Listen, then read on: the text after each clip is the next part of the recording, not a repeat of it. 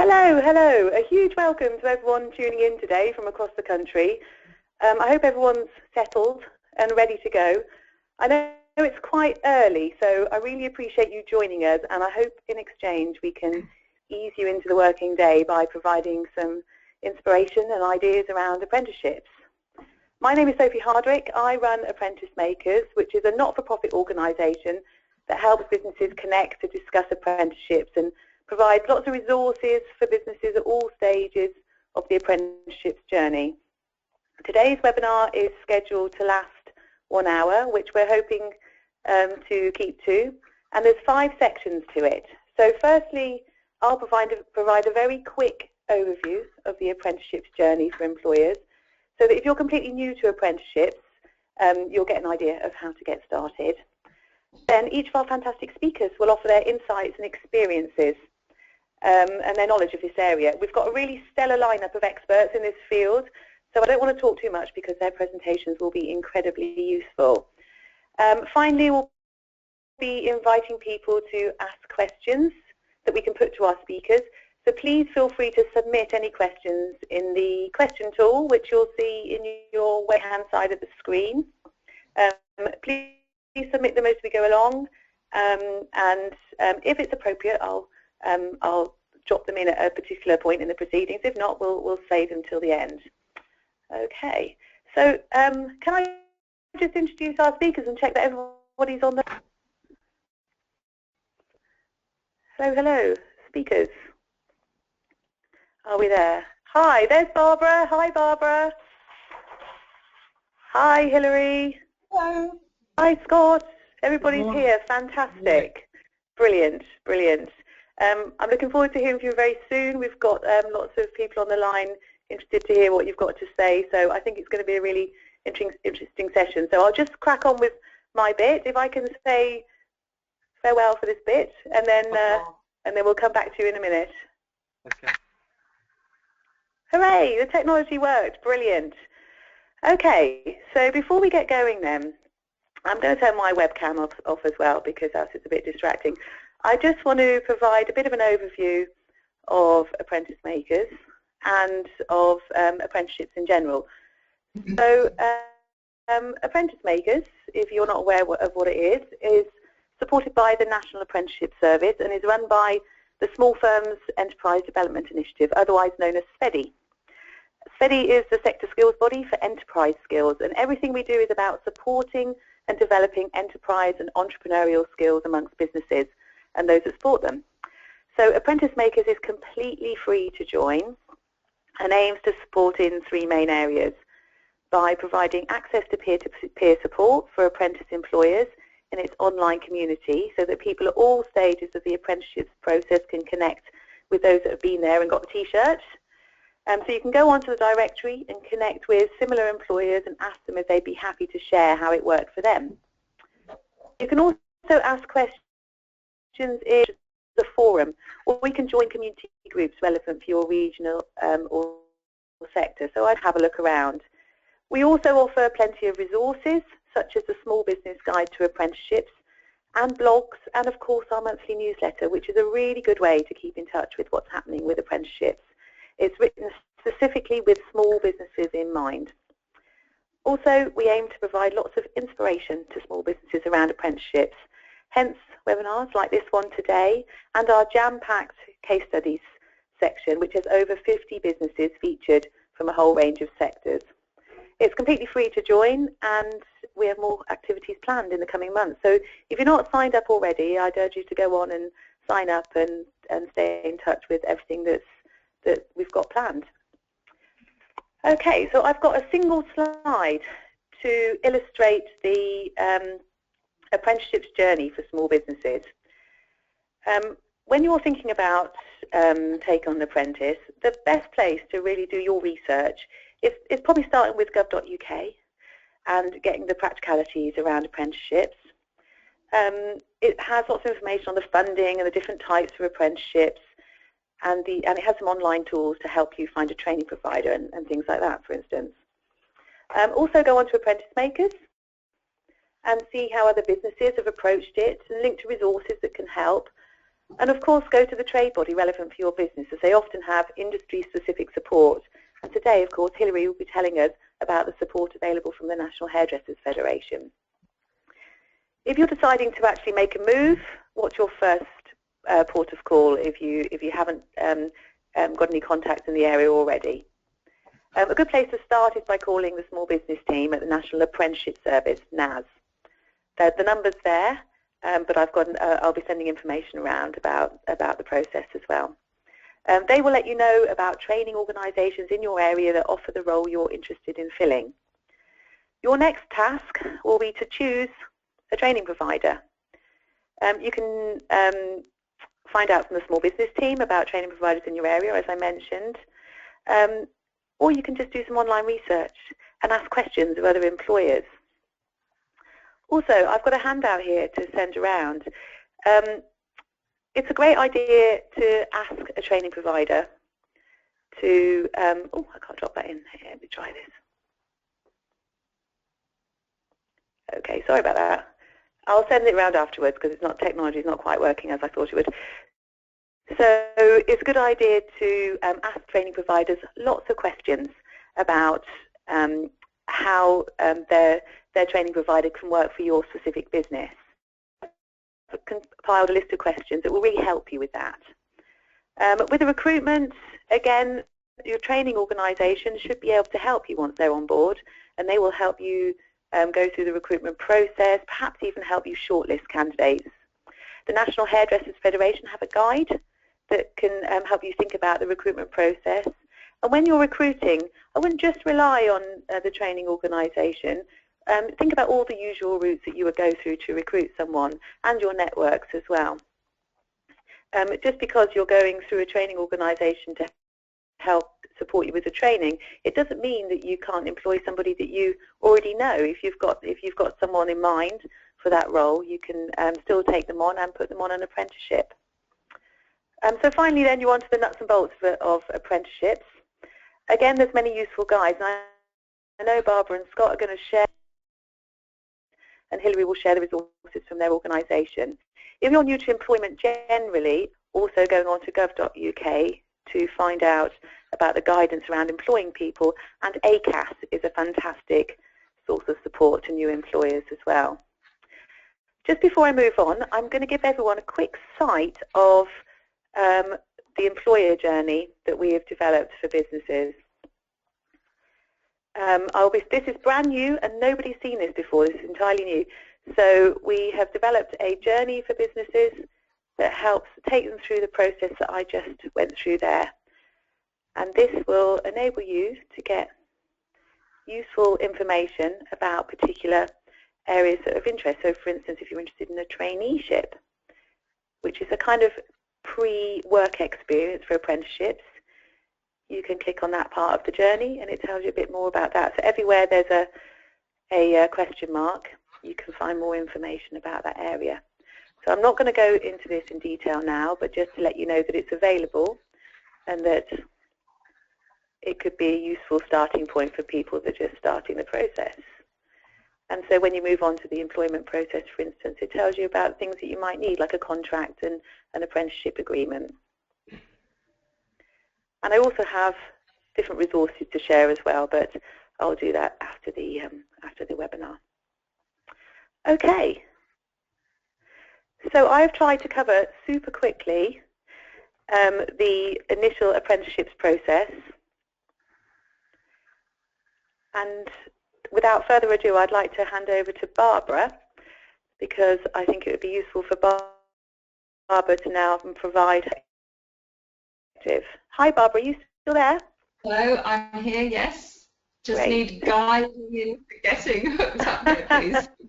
While you get sorted, I'll just hand over the webinar to you. We're going to do a handover process here, so I'll hand over to Barbara.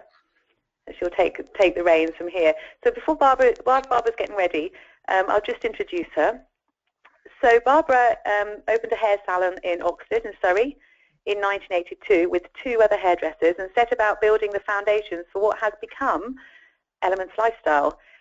And it expanded in 2010 to include a dedicated academy running apprenticeships in hairdressing, barbering, customer services, social and digital media, and business admin, and other areas, I guess, now, Barbara. And how many people do you employ in the business today, Barbara? There are 27 of us today. 27. So it's grown quite a lot. Fantastic. Yeah. Brilliant. I'll hand over to you. Okay, thank you. Okay. So, I think we don't want to see me because we want to see on the slide. We'll see me later. Okay. So, yes, welcome and thank you, everyone. I know a Thursday morning is, for most of us with Salons, is the beginning of what's going to be the very, very busy part of our week. And I always feel that Monday, Tuesday and Wednesday are preparing for enabling our teams to perform to their best and get the best, from the training and everything we're giving them in the latter part of the week. So, as Sophie said, I started my business a very, very long time ago, and very proud of that, and proud to be here, and loving the process still. So in the beginning, obviously for all of us, it's all about why we start a business, why we want to become hairdressers, why we then want to become salon owners, why we want to train and engage our teams in the way we do. I think for me, when I began, though, I wasn't really asking the right questions. In the beginning, it all seemed to be more about surviving, really, thinking, how can I pay the bills? How can I do this? How can I do that? Rather than the simple of questions, which was, how can I design a business that is full of passion and profit that supports the lifestyles and dreams of me and my team? Now, we were not short of passion and fun, and hairdressing is an industry that's based on not only our skills as people and technicians and stylists, but our ability to make the time that people spend with us fun and engaging. And that part of what we do, I think, can be almost at times you're nurturing and encouraging young people as well. There was no shortage, definitely no shortage of fun, and we definitely had to have a sense of humour with our branding in the early days. I was in, not potentially, we'll hop on past that. Anyway, during my journey, I then began asking better questions. How the business could have a legacy, how the business could grow from being basically a bunch of hairdressers who loved what we did into a business that had a legacy and ability to support as working parents, not just mums, but dads as well today, the needs of our lifestyles, to have work feel that it's the valuable part of our life and not what we do separate to time off. So it was then time for our team to create a new brand and an environment that a new brand and an environment and experience that reflected all of us. So we rebranded 10 years ago this year, so exciting celebrations to come later. 10 years ago we changed and became Elements Lifestyle. Realized the strength, or our strength, lies in different elements that we all bring to what we do. It was at this time that our association with the National Apprenticeships and our training really took on a different level. I realized that what I needed as much industry, that apprentices are the lifeline, they're the natural order, if you like, of how people our industry. But I feel a bit lost as salon owners and managers, that what I never realized was how much being involved with apprenticeships, having apprenticeships in your business, how much that gives you in terms of peer support, in terms of support from not only and Apprenticemakers, but also, of course, the Hairdressers Federation and Hairdressing Council, all the wonderful organisations that go up to helping build our industry that to be really proud of as a profession. So as I say, fun as is making things fun is one of our actual core values in the business. but have different elements that reflected all of us and pulled together what we believe our business to be, not only for us and our clients, but for our community. I think as salons and hairdressers, because we're passionate about people, not only to nurture our apprentices, but we really care about our clients. So obviously to get involved with things going on in your community, and I think that's another side benefit really, that being part of the apprenticeship movement has enabled us to really be able to afford ourselves the time and everything to pursue.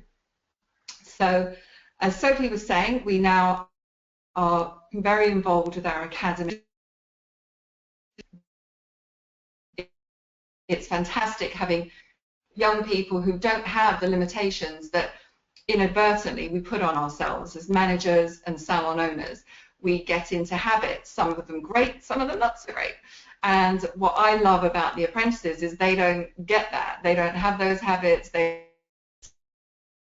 sense in maybe doing things the way we do. So to help bring about change, and I like that exchange of energy. That's a key part of the pride of being involved in the apprenticeship program. So in 2010, we were lucky enough to our first award, and that was for the Southeast Region Small Employer of the Year. Very, very proud, and we then have gone on to three times in total, and been lucky enough to be runner-up twice in the national.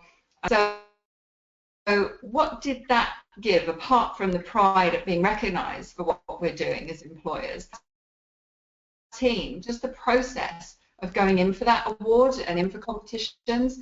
I think Scott will probably agree that that process, taking them seriously, you take the legacy of your business, of their careers and their futures seriously. Struggle then as an employer was when you mix all this together, you get the strengths, the challenges, the moods, the inspirations, and obviously the unique combination each of us to enjoy and celebrate. But as we know as employers and bosses, that can bring with it its own challenges. So we went an in-house tool that we use that combines and helps everybody understand how to get the best from their day.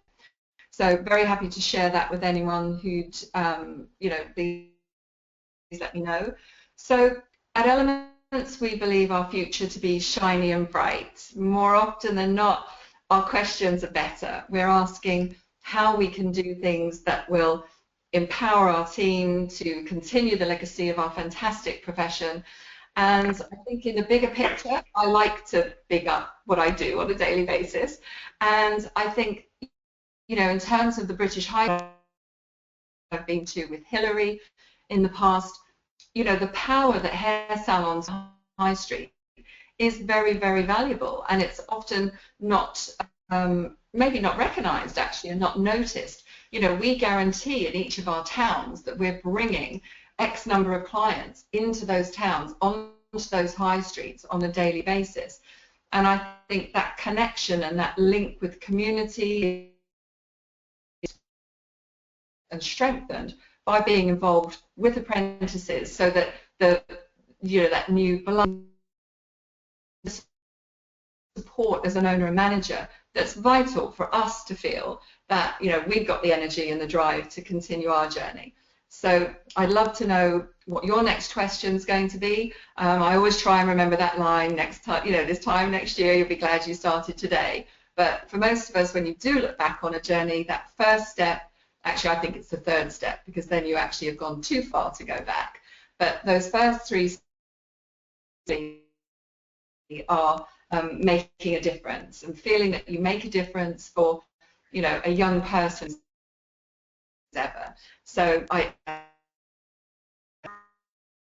apprenticeship journey, rekindle your apprenticeship journey. If it's something that you've been involved, found it to be successful, then chat to myself, Scott, any of us would be happy to offer our time and reason help you have a fresh start to that journey.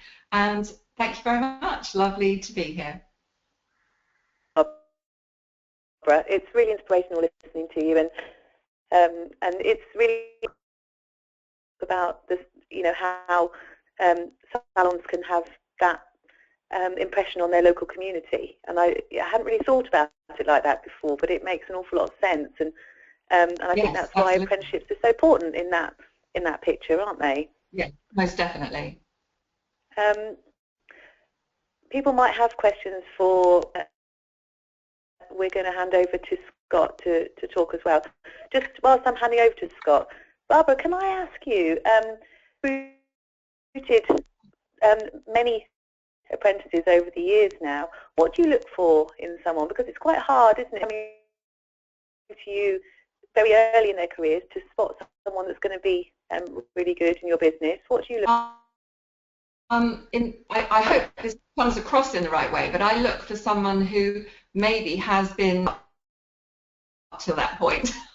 I find that if you the norm, or possibly if you've had challenges in maybe way through school, how you've achieved different things, I think for me, my experience has shown that young people who maybe don't fit the norm thrive in jobs and industries where you get to have all kinds of different skills, and you bring not your, you know, ongoing technical skills to the table. So I do like a challenge. So I like someone who's who is capable of, you know, performing a bit. So I guess someone who is, you know, happy. Yeah. Okay. Thank you so much, Barbara. Shortly. Scott, are you ready to go? I am. Ready to go? It should be. Okay. Good morning, everybody. Brilliant. Thank you very much to all the salon owners and people that are attending today, because again in business it is very difficult to allow the time to come onto this and sort of view this today. But again, hopefully people that are wanting to become an apprentice that are watching today will hopefully be inspired, all of our present and also is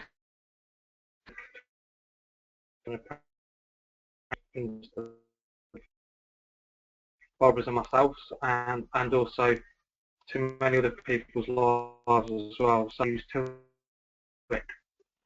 Sitting here listening to Barbara's fantastic thinking to myself, a lot of guests ask the question every day when they come to the salon, how did you ever come to this position here?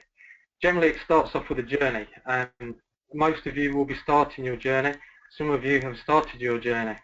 Generally, college, and you'll think to yourself when the careers officer comes around, what would you like to do with yourself when you get older? I've always had a strength in being artistic and drawing, never good at maths or anything like that, and I thought I should pursue the helping channel of helping people and obviously work, which then led me to do work experience, which is a fantastic mechanism.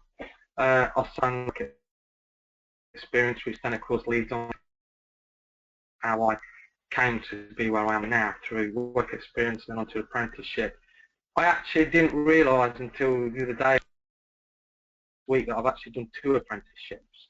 So with that in mind, what really, without even realising, is trying to better myself constantly, which is what we all try to do. So doing the second makes you realise that what you didn't do in the first one, you can do in the second one. But all of the apprenticeships are more sort of condensed. There's a lot more. First one in 1990, a lot's changed. It was a 3-year course. We're now on a 2-year course. So at the start of the journey, I thought all I really want to do is get to be a qualified hairdresser, go and work for somebody. But of course, those dreams change, and of course, at the start of the journey, it becomes a dream. My dream then was to become a salon owner, which of course 9 years in the making. I go to London, work in Mayfair at Tony & Guy, do numerous big salons, get a wealth of experience, get qualified, work, and then decide, which is quite an ambitious move, to go to your local community, which is a very quiet area, a village in the middle of nowhere, which of course you're going to bring back all these amazing things that you've seen around the world, cutting hair with razors, that sort of thing. And then I sort of thought to myself, well, I like stage work, and I also want to be an owner. So it had then changed, my dream had then changed to be not just a really good hairdresser, but to also help others. So of course with that comes charity work, which Bob was talking about earlier on, which I thought, well, in our charity work that we've done over the last 20 years, because of course in May this year we celebrate, which hopefully with the good side on the younger than what I am. There is, with that wealth of knowledge, bringing in, I think the statistics we're looking at the moment are 800 work experience with colleges in the area. We're now on our fittest, 2 apprentices a year, sometimes 3, it depends how it works with the business. Not forgetting the values that I once started with myself, that obviously were a strong all about in hairdressing, side to the artistic piece, but also the business side, which of course I like to share that with them. I feel with apprentices is that they've also got a fresh set of eyes when they come in, so they'll be looking at everything and they'll say to me, have you ever thought about doing this? But I do try to encourage that they will put some input into the business as well, because of course we're all sort of doing what we do every day, and sometimes we can forget other things. But driving yourself is important, but having others to drive you is equally as important as listening to young people and the future of the business. So I get a lot of my inspiration from young people, and also I learn a lot from young people as well. So we'll go into teaching in a minute, but the element of what works for us with our system of apprenticeships when they come in, or work experiences, that we put them in, bring the team into the, so they're working in 4 areas: complimentary hand and arm massage, which means that they'll be sitting and engaging with the customer, which means they've got to talk and have people skills. We then move them onto the desks, onto the telephone, do a bit of telephony, using a computer, which again is front facing when clients come in through the door. We also then give them a pair of scissors through my guidance. They'll then be cutting hair, have a taste of that, take a picture of them so they've got something to take away with them. And then the last element, of course, is doing some shampooing. So that's all pretty much in the first day. So that will then give them a taste of how the business operates and what the artistic part of the business is, which then will give them a chance to think, well, I really would like to do that. So the next day becomes a lot easier. So you've gone over the fence. When I opened the business, I never realised that I would go as far as I have done with it now. That obviously 20 years, and that 20 years, I've then gone on to become an employer partner with all the local colleges, one in particular, which we have a platform in place now where we've got a training program with a academy at my old school. So that was good, investing money into that and putting time into the community to give something back to where I came from, where young people can do hairdressing in place of maybe social studies or something like that, which will be called now humanities. They could then do hairdressing and come here for a day's work experience, which then became a good platform to go from the salon working as an environment and the college to then move on to employer partner at North Rochester and Hinkley College, which we're very proud to be part of that, and which then we were then nominated for an employer award, which we've won in 2007, which we've won a host of awards, which is a very proud moment for the salon to even become second in the country as a runner-up, same as Barbara, in National Apprenticeship Service. That all changed in 2010. I decided to walk away from the gongs as such and give somebody else a chance to do it, which I said, you know, fair's fair, let's just give it to somebody else and we'll move on and we'll concentrate on something else, which then, of course, the National Apprenticeship Service approached me and said, would you like to be an ambassador? I'd always dreamt of being an ambassador. I looked at Roger Moore on the television and I saw that all these celebrities are ambassadors and give their time for free to help other people with different things. That was an inspiration to me, which I felt then I wanted to become an ambassador to help young people for the future, as well as maybe mature people that want to get back into work. So National Apprenticeship Service, 6 years ago I became an ambassador with those. I'm now proud to say I'm an ambassador to LEP, and also Apprenticemaker, which is where we are today, and numerous other well-known organisations. So again, that's all free. I give that time for free, the same as Barbara would, which enables us to see what's going on in the world at the moment with young people, and we're able to help them and also get the key information from government, which of course we're very honoured. Barbara and myself, we get to go to the House of Lords, we attend the House of Commons, we meet influential people that are really big in apprenticeships, so we get to hear really what's coming out, which is great, before the public do, so that's really quite nice. I'm very proud also now to be working with the National Hairdressing Federation. You'll see Hilary later. She's a big advocate for what's happening. I feel very proud to be part of that as well, and hopefully we're going to do some big business with NHF and hopefully spread the word even more to entice more younger people for the future. Teaching. Wow. On Monday I did a presentation at Milton Keynes. The presentation was called Touring the World Through a Pair of Scissors.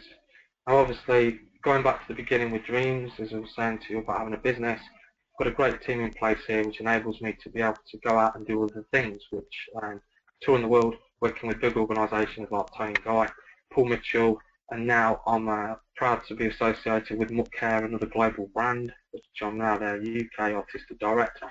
So I get to travel around the world and educate. I also educate a lot in salons around the United Kingdom. So doing that and going into salons, you get again to see apprenticeships, you see how people are working, which then you can bring ideas back to your own salon to share with your own team, which inspires them as well as inspiring me. When I'm teaching, I generally would teach a lot of discipline, which then in turn disciplines me, so when my clients come in and my apprentices, I'm able to then teach that discipline to them. So it's almost like a 360, so you're almost, the teacher learns the most, that's what I always think, and there's a lot of truth in that. When people say that you do learn a lot, so that's good, and that reinforces a strong message to then the younger people that are in the team, as well as your team, to then strengthen their messages also. So we then move on to charity work. The nice thing is with charity work, we do a lot of shows locally. We take a tour and show out with screens, cameras, we use apprentices to film it from the local colleges, because of course we're an employed partner with colleges, so excuse me, I'll ring them up and say, have you got any apprentices that are basically learning to film? We'll bring them out and they'll come and do the show with us. You see here now pictures of me at colleges. This is Northampton in particular, all filmed by apprentices. Again, these are young people that are learning the trade. I like to get them out of the audience, get involved in it. And when we do show work, I generally would take the team out. They go on stage, they're all filmed, confidently performing in front of the community. The community is paying money to see this happen, which then goes to a charity, and also the team is gaining experience while they're doing that.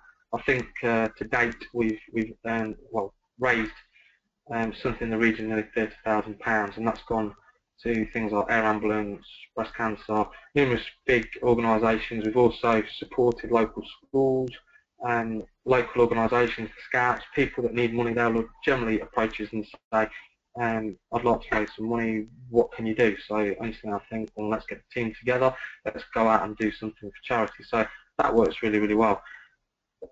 On the other side, magazine work, I've been proud to also be invited to go and do magazine work, which again is another area to the business, which again inspires younger people and the team, because it's a strong message. We're doing national magazines and hair magazine, restyles for people, and I've been very fortunate enough to also have the pleasure of doing A-list celebrities. My biggest to date is Victoria Beckham.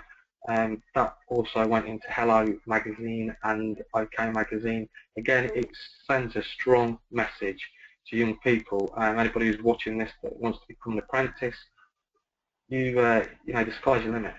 Once you learn your craft, you can literally take it anywhere. And this is really what I'm trying to share with you, that there's so many different arms under my umbrella of my business that You know, you can go out and teach, see the world, you can work with celebrities. It's just a question of, I never dreamt in a million years that when I sat down and said to my careers officer, I'd like to try hairdressing. I think that's for me. That it would never go as big as this. I mean, my next big goal I'd like to do is meet the Prime Minister, maybe even go on to meet the Queen. That's the last two things I'd like to do. I did say 5 years ago I'd like to go on television. That has also happened as well, which of course with DISC and ambassadorship, you get to go on television and speak and do media interviews, which is great because again it's promoting young people and promoting what apprenticeships are. Apprenticeships are so good that sometimes people tend to forget just how good they are. They always come to me and say, well, why don't you support universities? Universities are great. But I think that apprenticeships are even better because you're learning on the job, you're being paid for it, and at the end of the day you are part of an organisation, which with our organisation we'd be lost without an apprentice. They're the backbone of any business, and my guests like to see the apprentices grow, and it's great to sort of see them qualified. Some of them have gone on to get their own businesses, which again, they're looking to what I'm doing, other people are doing and getting inspired, and that's a humble feeling at the end of the day to think that, you know, you've gone out, you've took a gamble, got a business, became a hairdresser, toured the world, done celebrity hair, done shows. The list is endless. There's a lot of things that both Barbara and myself are sharing with you here today on this webinar, and hopefully you'll take from that as an apprentice or future apprentice that you can do anything too, and really it's all a question of living for your dreams and making your dreams become reality. I tend to goal set every 2 years. I tend to turn around and say, well, where do I want to be in 2 years' time? Who do I want to help? That sort of thing. And I think it's great to be able to help people. And I think, sort of listening to Barbara today, it's a humble feeling for the both of us to think that we are helping people.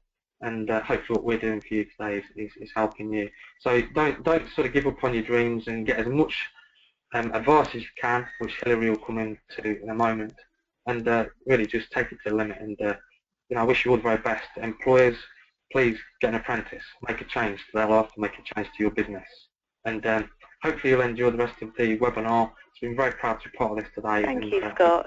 Thank you. We'll take any questions later. Thank you. Yeah. Thank you, Scott. I love hearing you speak, and it's so inspirational to hear about your story. And you know, your career began back in 1987 or something like that. And did you and did you imagine that? Do you think your career would have been the same had you not been involved in apprenticeships? I don't think it would have been the same, because I think apprenticeships was the platform for my future, really, because it was all the elements I needed to. Yeah. And a lot of people talk about you know, taking on young people. Are they going to be committed to your business? How do you find people that the apprentices that you're speaking to? Are they committed? Are they loyal to the business? How does that work for you? Can you hear me, Scott? Oh, I think Scott's disappeared. Oh, I think I'll move on to Hilary, because I think Scott's disappeared. Hilary, can you hear me? I can hear you. Hi there. Oh, hi, Hilary. We'll go back to that question for Scott, because I think that's a good one. Are you there? Are you on the line? Great. Brilliant. So, Hilary, you are going to help us understand the support that's available from the National Hairdressers Federation. Thank you so much for joining us. It's really great to get your support today. I believe you joined the National Hairdressers Federation only a couple of years ago, 2 or 3 years ago, and after a career that in senior roles in training, standards, qualifications and leadership. So you're well versed in this area, aren't you? So it's going to be great to get your insights into apprenticeships. So over to you. Yes, I joined the Federation, it's nearly 3 years ago now, and it's fair to say that apprenticeships have been really high on the list of our members' priorities. And I think, you know, hearing what Scott was saying about where apprenticeships can take you, what it can do for your career, is a fantastic example of how it works in practice. And I think too it's worth taking a step back and just looking at the hairdressing, barbering and beauty industry as employers, because actually we're massive employers of apprentices. Looking at statistics for 2014-15, there were 17,000 people starting just in England on hairdressing, barbering and beauty apprenticeships. That's a massive number. We're regularly in the top 10 of apprenticeships. So huge support within the industry for them. The industry statistics that I've quoted are available on the NHF website, and apart from highlighting the fact that apprenticeships are so important, apprentices also have to do research into the industry, so this information is freely available and will be useful to them as well. And I think really for any employer, it's good to know that you're not on your own. In hairdressing, most salons are small. Most of them are definitely less than 10, and probably 2/3 less than 5. So it's very easy to feel isolated running your own salon. I'm sure Scott and Barbara can vouch for this. You're trying to run a business and there's lots of things to worry about. So that's one of the reasons that the National Hairdressers Federation is here, helping our members run successful and profitable businesses. So I've just outlined here some of the key ways that we do that, and obviously for anyone taking on an apprentice, having a contract is really important. That would be deeds in Scotland or Northern Ireland. And those contracts need to be backed up by staff handbooks that give people a really clear feel for what are the rules, how do things work around here, so everybody understands what's expected, what's been agreed in advance. Because when things go wrong, and they do go wrong when you've got people involved, you really need something solid to fall back on. We also have an employment law helpline. It covers all sorts of employment issues, but obviously dealing with apprentices is part of that. And that's available literally on the end of a phone, 24 hours a day, 7 days a week. We publish loads of guides. I've just picked out a few here. The one on apprenticeships, we're actually just updating because people may be aware that the apprenticeship standards are changing with the new Trailblazer standards. Also, we have a guide on recruitment, and I would certainly echo what both Stuart and Barbara were saying about getting involved in the community, getting yourself known, making links with schools, getting exposure to parents, because parents are big influencers on whether somebody does an apprentice or not. So we have a guide on recruitment with some sort of tips about how to go about it. Also, the national minimum wage. Our experience with our members is that actually the main reason for not paying the right rate of the minimum wage is around apprenticeships, and that's to do with how long the programme is, what age the apprentice is, what kind of contracts they're on, and it is quite easy to get it wrong. So there's a guide and the helpline support on that. Pensions, every salon has to have a pension. That's not specific to whether you've got apprentices or not, but this is coming and it can't be ignored. So we provide an NHF pension with guaranteed access for salons. Managing performance, that's just as important for apprentices as it is for any other member of the team. As we were saying with the handbook and the contracts, you need to set out what you expect good performance to look like and what to do about it if an apprentice isn't performing in the way that you'd expect. Health and safety is a really important issue, not just for salons for their own employees, but there are particular issues around employing young workers. And anybody who's putting an apprentice into a salon, for example, if you've got a college delivering part of the apprenticeship, they need that assurance that the salon is providing a healthy and safe working environment for the apprentice. So we do have a kit. It's a really simple, straightforward kit. Everything a salon owner needs, literally packed up in a box. On campaigning, as you've heard, apprenticeships have been very high on that list. Along with Habia Sector Skills Council, the NHF has been instrumental in supporting employers, and I know Barbara's been involved directly in this, in setting standards for the new apprenticeships, and also how apprentices should be assessed.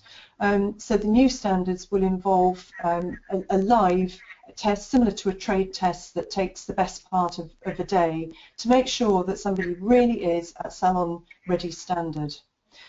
The less good news is around apprenticeship funding. At the moment there are grants available certainly in England and Wales, but in future there will be contributions made by employers. So one of the key campaign issues for the NHF has been around funding, but we campaign on lots of other things as well, and we were really pleased to hear in the budget yesterday something we've been calling for ages, about increasing the thresholds for small businesses rates relief, which literally puts money back in the pocket of salon owners when so many other costs, including wages, are rising. So finally, competitions. The NHF runs a suite of competitions all around the country. I was at Blackpool at the weekend, a two-day competition on Sunday and Monday. And Monday is entirely for trainees and students and apprentices. And it was fantastic to see the work that was being done, the creativity, the passion, the enthusiasm that was there from everybody that was involved. And it is a great way of giving the apprentices a route that, you know, lets them show off what they can do, gain confidence, practice working in the public. So, you know, as all the others have said, I would really recommend getting involved in those. So that's a sort of whistle-stop tour of the kind of support that very often employers of apprentices are looking for. So, you know, again, if there's questions around that or any other help that we can provide, more than happy to do that. Brilliant. So, thank you. Thank you, Hilary. I was talking to someone just yesterday, and we were talking about recruiting apprentices, and they said to me that they thought that businesses felt it was hard to get going sometimes, but it was more the prospect of it than the reality, because the reality was that it was often easier to recruit an apprentice than taking on another member of staff, because with an apprenticeship you've got tons of support from training organisations and from other organisations like yourselves to actually get started. Would you say that was probably the case? I think once a trainee started on the programme, yes, you know, the programme is mapped out as to what they're going to cover and what they're going to learn. I think actually recruiting apprentices is more problematic at the moment. You know, Scott and Barbara, I'm sure, will have comments on this, but what we're hearing is that young people are staying on at school to do maths and English, which they don't need to do. They can do that as part of their apprenticeship. And we are hearing that it is hard to recruit salons. I do think it would be worth getting a comment from Scott and Barbara on recruiting apprentices, see if they're finding the same. So the process is potentially easier, but the actual finding the right people can be tougher. Yeah. Yes, right, okay, well that might be a good opportunity to bring Barbara and Scott back into the conversation. Are you still there? Hopefully Scott's back with us now. I'm here. Hi, Sue. Sorry about that.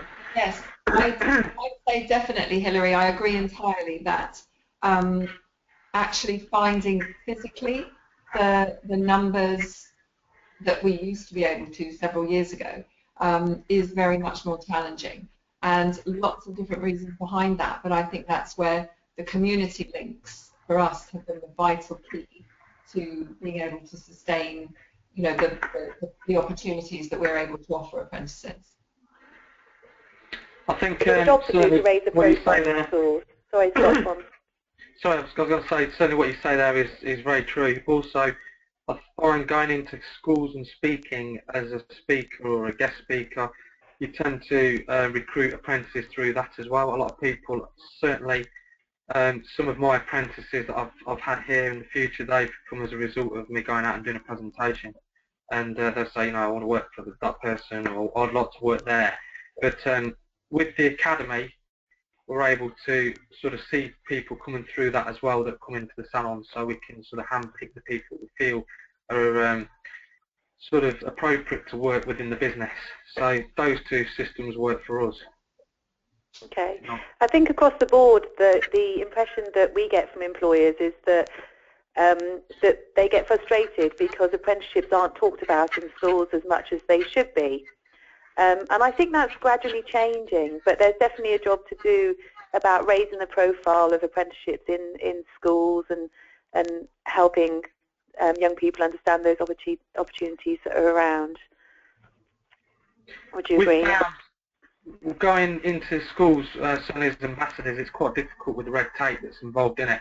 But I think if you can come in at the angle, if you're not trying to sell it, but you're trying to help to give an idea, I think it would certainly work, and it certainly has worked.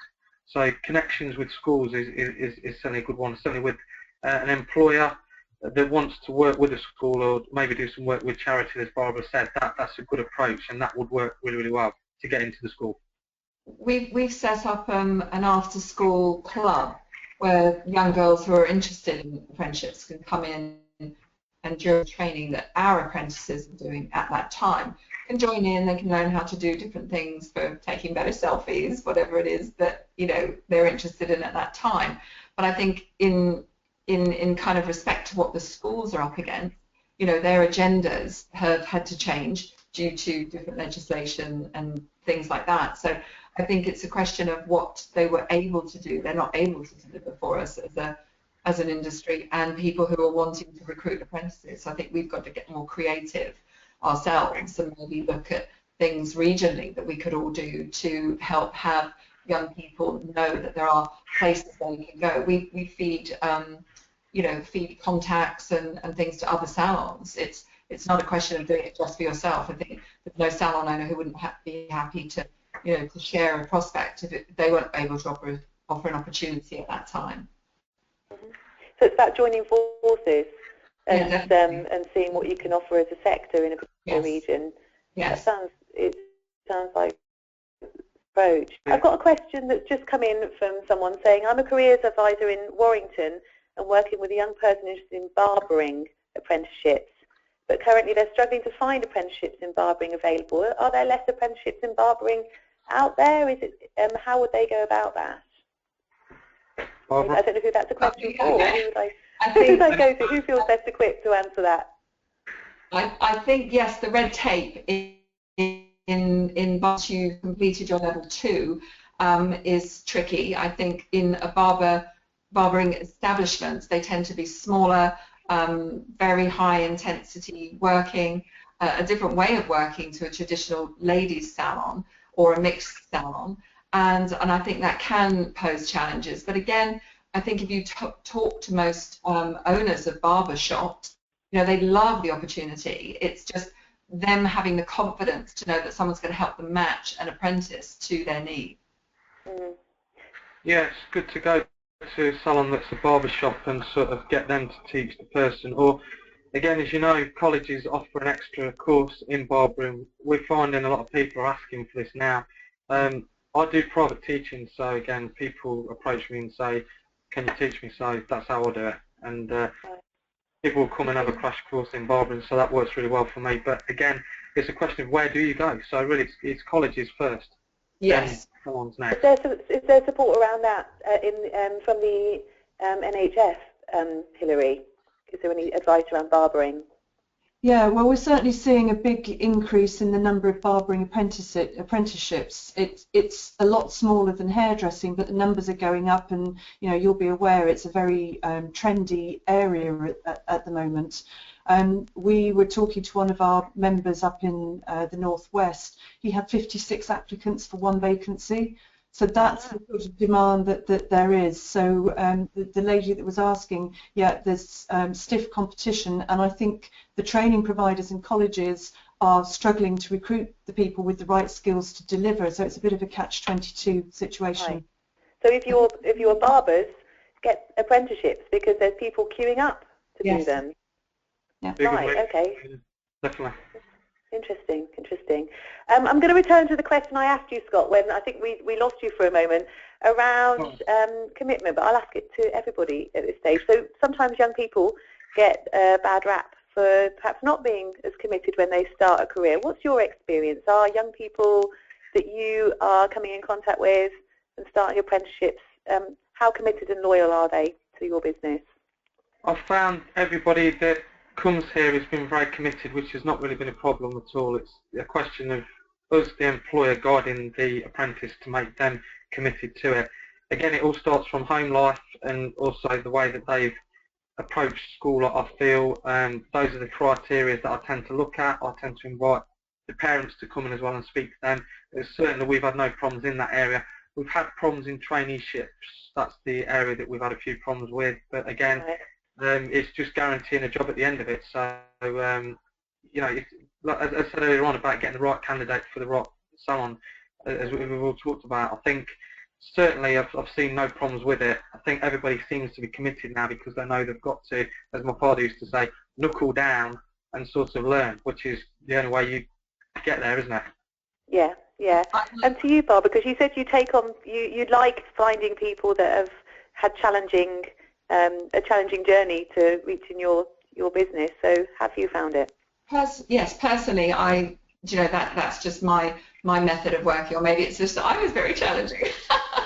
But I think I'd like to be a little bit controversial if possible, because I think it's a young person's job at that is to be on a journey of self-discovery, and I don't think that having the thought that there's an expectation that when they've finished an apprenticeship that they have to be, tied down to that job. I think we're as an industry potentially presenting an archaic model that no young person in the world is exposed to anything that doesn't have them believe that the world is their oyster, which it should be, and that there's so many opportunities and things that they should explore and try.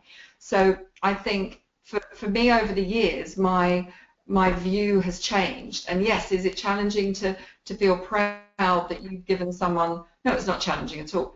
It's a challenge for your business to manage the things when someone sets up their own salon, when someone decides to run a business from home, and you've invested an enormous amount. But you always gain more than you invest. So I think, again, as salon owners and as professionals in this industry, I think we could all do with supporting each other in finding a way of presenting our industry as a progression for a career for young people that maybe has a different way. I'm not sure, but I just think it's not a young person's job to I don't believe think of anything other than themselves. You also see them grow as well. I mean, that's the thing I always love when they come in. You see them grow from being quite unconfident to being confident and changing. And a lot of the clients say that. They'll say, oh, I can't believe how much they've changed. And, that's with the influence of what we give them. And, that's a real big, strong message from, the industry, what we do, because they're around fashion, people, developing people skills. There's a lot of things going on. That's just part of it. That's good. Well, I guess one of the things that is a quality is around pushing the boundaries, because then they bring new ideas and change into your business. But it's also something that means, well, people push the boundaries at times, and so it can be both challenging and a benefit, can't it? Great. Just one more question. People always ask about management time and say, would it be too much of my time to take on an apprentice? What's your views on that? You don't grow. Back to class. Sorry, go on, Scott, and then we'll move to Hillary. I'm pointing, but obviously people don't know I'm pointing. If you don't take an apprentice on, you don't grow, and as we've said in our presentations, it's a really important instrument to the business. So, you've got to make time to do it. You've got to make time to help people, and you've got to make that change in order to make a change to somebody else's life and your business. So you've got to really find that time. What is it? A couple of haircuts a week or whatever. You've got to find that time. So really, people, I would say, find time. Definitely. Yeah. I agree. Hillary, what were you going to say on that area? Yeah, exactly the same. It is a commitment, and I don't think employers are doing the job properly if they're not prepared to give the time and put the energy in. You can't just throw a young person in, expect them to survive without proper support. It is time consuming, but as we've heard, over that 2 years, you will see the rewards. Also, putting that time in, particularly in the early months, those first 3 months are really critical that's the time when the young person's thinking, oh, is this really the career for me? Is this really what I want to do? And that's the time where the employer needs to provide that that support. So yeah, it will take time, and you know, we really need to commit to that.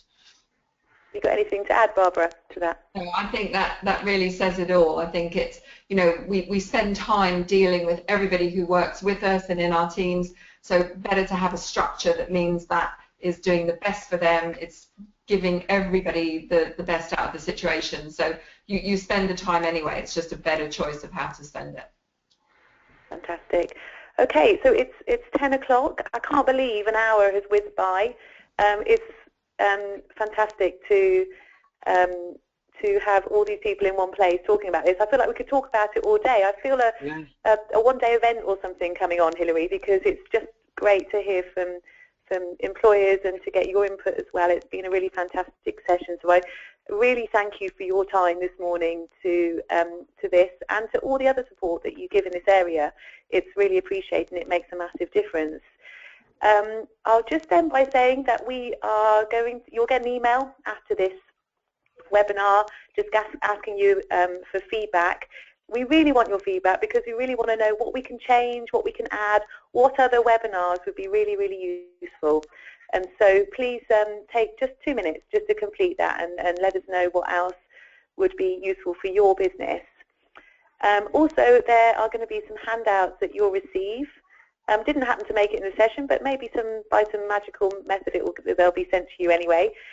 But I'll work out how to definitely get them to you. So you'll be sent a small business journey, which helps you understand how to go through that process, a small business guide to apprenticeships, the Q&A that you can use to select a training provider, and some more information about the kind of enterprise skills that you could perhaps find out about that are available from wider SVEDI.